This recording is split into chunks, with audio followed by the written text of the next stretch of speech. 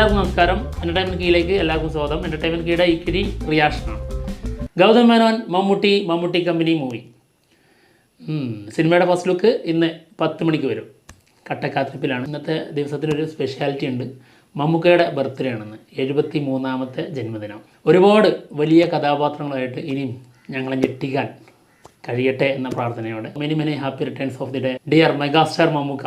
എന്തായാലും മമ്മൂക്കയുടെ ലുക്ക് കാണാൻ ഭയങ്കര ആകാംക്ഷയിലാണ്. കാരണം പല ലുക്കും, പല തരത്തിലുള്ള ലുക്കും ആൾ പിടിക്കാറുണ്ട്. ഫസ്റ്റ് ലുക്ക് ഇപ്പോൾ എപ്പോഴും ആളുടേത് ഏത് സിനിമയുടേതും വരുമ്പോൾ ലേറ്റസ്റ്റ് ആയിട്ടുള്ള നോക്കിയാൽ മതി, വമ്പൻ വൈറലാവാറുണ്ട്. അതിന് കാരണം എന്താ? മമ്മൂക്കയുടെ ഈ ഒരു വ്യത്യസ്തമായ അപ്പിയറൻസ് ആയിരിക്കും. എന്തായാലും അങ്ങനെയുള്ളൊരു അപ്പിയറൻസ് ഉണ്ടാവുമോ എന്നുള്ളത് അറിഞ്ഞുകൂടാ. എന്തായാലും ഇതിൻ്റെ സ്ക്രിപ്റ്റ് റൈറ്റേഴ്സ് നമ്മുടെ ABCDയുടെ സ്ക്രിപ്റ്റ് റൈറ്റേഴ്സാണ്. അതായത് അനിയനും ഏട്ടനുമാണ്. നീരജ് ആൻഡ് സൂരജ് ഡോക്ടേഴ്സാണ് അവർ.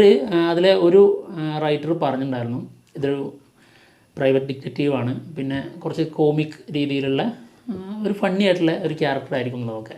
എന്തായാലും ഇനി ഒരുപാട് താമസിക്കേണ്ട, സമയം എന്തായാലും കഴിഞ്ഞു പോയിട്ടുണ്ട്. അപ്പോൾ എന്തായാലും മമ്മൂക്കയുടെ പേജിലേക്ക് ഒന്ന് പോയി നോക്കാം. ഫസ്റ്റ് ലുക്ക് കാണാമല്ലോ. ജിനേഷ് ഇപ്പോഴും വന്നിട്ടില്ല കേട്ടോ. ജിനേഷ് ഇപ്പോഴും ഹോസ്പിറ്റലിൽ തന്നെയാണ്. അമ്മയുടെ പോലെ തന്നെയാണ്. പക്ഷേ കുറച്ച് ബെറ്റർ ആയിട്ടുണ്ടെന്നുള്ളതാണ് കേട്ടത്. എന്തായാലും പെട്ടെന്ന് സുഖമാവട്ടെ എന്നുള്ളതാണ്. അതിൻ്റെ ഒരു ടെൻഷൻ അത് ഇപ്പോഴും ഉണ്ട്. വരാൻ പറ്റാത്തൊരു സാഹചര്യമാണ്. അതായത് മറ്റാരെങ്കിലും അവിടെ നിർത്തിയിട്ട് ജിനേഷിന് വരാൻ പറ്റുന്നൊരു സാഹചര്യം അല്ല, അങ്ങനത്തെ ഒരു സാഹചര്യമാണ്. എന്തായാലും ഫസ്റ്റ് ലുക്കിലേക്ക് കിടക്കാം. Mammukka.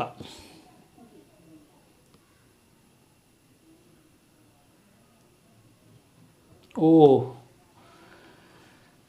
Dominic and the ladies purse. Mammukka നമ്മുടെ ഈ കുളിയൊക്കെ കഴിഞ്ഞതിന് ശേഷം ഇടുന്നൊരു ഡ്രസ്സ് ഉണ്ടല്ലോ, ആ ഒരു കോസ്റ്റ്യൂമിലാട്ടോ. ലേഡീസ് പേഴ്സ് ആളുടെ കയ്യിലുണ്ട്. ലേഡീസ് പേഴ്സ് തന്നെ ഉള്ളത്. അതെ, പേരിൽ അതുള്ളത് കൊണ്ട് എന്തായാലും ലേഡീസ് പേഴ്സ് തന്നെയാണ്. പിന്നെ വേറെ ലേഡീസ് പേഴ്സ് താഴെ കിടക്കുന്നുണ്ട്, ഒരു വലിയ പേഴ്സ്. ലുക്ക് ഇതെന്ത് എവിടെ ഇതിന് ബാക്കി പകുതിയുള്ളൂ. മമ്മൂക്കയുടെ പകുതിയുള്ളൂ. ഒരു കണ്ണെവിടെ, അപ്പുറത്തെങ്ങാനും ഉണ്ടോ എന്നുള്ളത് നോക്കുകയാണ്. അത് ഫുള്ള് കൊടുക്കാമായിരുന്നു കേട്ടോ. പിന്നെ വെറൈറ്റി പിടിച്ചതായിരിക്കാം. എന്തായാലും മോശമല്ല. നമ്മൾ പറഞ്ഞല്ലോ വ്യത്യസ്തമായ ലുക്കിൽ വരാറുണ്ടെന്ന്. അങ്ങനൊരു വ്യത്യസ്തത ഒന്നും ഫീൽ ചെയ്യുന്നില്ല. ഇപ്പോൾ ആൾ ഓഫ് സ്ക്രീനിലൊക്കെ വരുന്ന ആ ഒരു ലുക്കിൽ തന്നെയാണ്. ലുക്ക് കൊണ്ട് ഞെട്ടിച്ചിട്ടൊന്നുമില്ല. പിന്നെ മീശ ചെറുതായിട്ടൊന്ന് പിരിച്ചു വെച്ചിട്ടുണ്ട്. കുളിയൊക്കെ കഴിഞ്ഞ് വന്ന് നിൽക്കുന്നതായിട്ടാണ് ഫീൽ ചെയ്യുന്നത്. എന്തായാലും വലിയ സെറ്റപ്പുള്ള ഒരു വീടോ കാര്യങ്ങളോ അല്ല. ആളൊരു വലിയ റിച്ച് ആയിട്ടുള്ള ഒരാളാണ്, അല്ലെങ്കിൽ ഭയങ്കര കേസൊക്കെ ആയിട്ട് നടന്നിട്ട് അത്യാവശ്യം പൈസ ഇൻകം വരുന്ന ഒരാളാണെന്ന് തോന്നുന്നില്ല. കാരണം ആളുടെ ഈ റൂമിൻ്റെ ഭിത്തി അത് നോക്കിയാൽ മനസ്സിലാവും, ശരിയായ രീതിയിലുള്ള പെയിൻറ്റിങ്സും കാര്യങ്ങളൊന്നും അല്ല. കുറച്ച് പഴകിയ രീതിയിലുള്ളൊരു വാളാണ്. അത് മാത്രമല്ല ഇതിൽ യൂസ് ചെയ്തിരിക്കുന്ന, അതായത് ആൾ പ്ലാൻ ചെയ്തിട്ട് ഇന്ന ആൾക്കാരെ അന്വേഷിക്കണം എന്നുള്ളതൊക്കെ കണ്ടെത്താൻ വേണ്ടിയുള്ള നമ്മുടെ ഇത് ഒട്ടിച്ച് വെക്കുമല്ലോ, അതൊക്കെ ഒട്ടിച്ച് വെച്ചിരിക്കുന്നത് ക്യാരംസ് ബോർഡില്ലേ, അത് അവിടെ തൂക്കിയിട്ട് അതിലാണ് ഇത് ഒട്ടിച്ച് വെച്ചിരിക്കുന്നത്. അത് കൊള്ളാം. ചിലരുടെ ഫോട്ടോ ഒക്കെ കാണുന്നുണ്ട്, വ്യക്തമായിട്ട് മനസ്സിലാവുന്നില്ല ആരൊക്കെയാണെന്ന്. 4 സ്ത്രീകൾ, നടുക്കായിട്ട് ഒരു പുരുഷൻ. അവരിലേക്കാണ് ഈ 4 സ്ത്രീകളുടെയും ആരോ കൊടുത്തിരിക്കുന്നത്. എന്തായാലും Dominic and the ladies purse എന്നുള്ള ആ ഒരു ടൈറ്റിൽ ഡിസൈന്, കളർ കൊടുത്തിരിക്കുന്നത് വയലറ്റാണ്. സ്ത്രീകളുടെ, അതായത് ഒരു ലേഡീസ് ചോയ്സ് ആണല്ലോ വയലറ്റ് കളറ്. അപ്പോൾ ആ ഒരു രീതിയിൽ തന്നെയാണ് കൊടുത്തിരിക്കുന്നത്. സ്ത്രീകൾക്ക് ഭയങ്കര പ്രാധാന്യമുള്ള ഒരു സിനിമയാണെന്ന് തോന്നുന്നു. കാരണം ഇതിൽ ബോർഡിൽ കൊടുത്തിരിക്കുന്ന ചിത്രങ്ങളായാലും 4 സ്ത്രീകളും ഒരു പുരുഷനേ ഉള്ളൂ. പിന്നെ 2 ലേഡീസ് പേഴ്സ് ഈ ഒരു പോസ്റ്ററിൽ കാണാം. പിന്നെ ഒരു പൂച്ച ഉണ്ട്, വളർത്തുന്ന പൂച്ചയായിരിക്കും, മമ്മൂക്കയുടെ കയ്യിലുള്ള പൂച്ചയായിരിക്കും മേ ബി അത്. പിന്നെ ഡിയിൽ തിരിച്ചു പിടിച്ച് കഴിഞ്ഞാൽ ഒരു മാസ്ക്, അതായത് ഒരു കള്ളൻ നമ്മൾ ഇവിടെയൊക്കെ കെട്ടിയിട്ട് നടക്കുമല്ലോ, കണ്ണിങ്ങനെ മൂടി കെട്ടിയിട്ടുള്ള രീതിയിലുള്ള. പിന്നെ ഷെർലക് ഹോംസിൻ്റെയൊക്കെ പിന്നെ ജെയിംസ് ബോണ്ടിൻ്റെയൊക്കെ റെഫറൻസ് ഭിത്തിയിലുണ്ട്. വേറെ പ്രത്യേകിച്ച് കാര്യങ്ങളൊന്നും ഇതിലില്ല. ലേഡീസ് പേഴ്സ്, ഈ Dominic and the ladies purse എന്ന് പറഞ്ഞു കഴിഞ്ഞാൽ ഡൊമിനിക് മമ്മൂക്കയുടെ ക്യാരക്ടർ, ഓക്കെ, അത് ഷുവറായി. പിന്നെ ആൻഡ് ദ ലേഡീസ് പേഴ്സ് എന്ന് പറഞ്ഞു കഴിഞ്ഞാൽ അടുത്ത മെയിൻ ക്യാരക്ടർ, അതായത് സബ്ജക്റ്റ് അതാണ്. ഡൊമിനിക്ക് കഴിഞ്ഞാൽ അതിലെ മെയിൻ സബ്ജക്റ്റ് ഈ ലേഡീസ് പേഴ്സാണ്. അപ്പോൾ അങ്ങനെ പേര് കൊടുക്കണമായിരുന്നോ എന്നാണ് എൻ്റെ ചിന്ത കേട്ടോ. ലേഡീസ് പേഴ്സ് എന്ന് പറഞ്ഞ് ടൈറ്റിൽ തന്നെ കൊടുക്കുമ്പോൾ നമ്മൾ സിനിമ കാണുന്നതിന് മുൻപേ ലേഡീസ് പേഴ്സിൻ്റെ ഒരു സാന്നിധ്യം അതെപ്പോൾ എന്നുള്ളതൊക്കെ നമ്മൾ നോക്കി ഇങ്ങനെ ഇരിക്കും. അപ്പോൾ ആൾറെഡി നമ്മൾ അത് വരുന്നത് വരെ ഉള്ള ഇതിൽ നമുക്കറിയാമല്ലോ അതിൻ്റെ പേര് ഇതാണ് എന്നുള്ളത്. അപ്പോൾ പേരിൽ തന്നെ അതിൻ്റെ മെയിൻ കണ്ടൻറ്റ് കൊടുക്കുന്നത് പോലെയാണ്.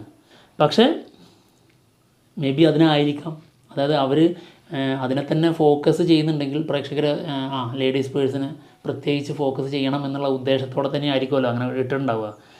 അപ്പോൾ അങ്ങനത്തെ എന്തെങ്കിലും ഒരു സസ്പെൻസ് അതിലുണ്ടാവാം. ഇപ്പോൾ നമ്മുടെ തുപ്പരിവാലൻ സിനിമ അല്ലേ, എനിക്ക് ഇത് കണ്ടിട്ട് തോന്നുന്ന കേട്ടോ. തുപ്പരിവാലൻ സിനിമയിൽ നമ്മുടെ വിശാൽ ചെയ്യുന്ന കഥാപാത്രം ഒരു പ്രൈവറ്റ് ഡിറ്റക്റ്റീവാണ്.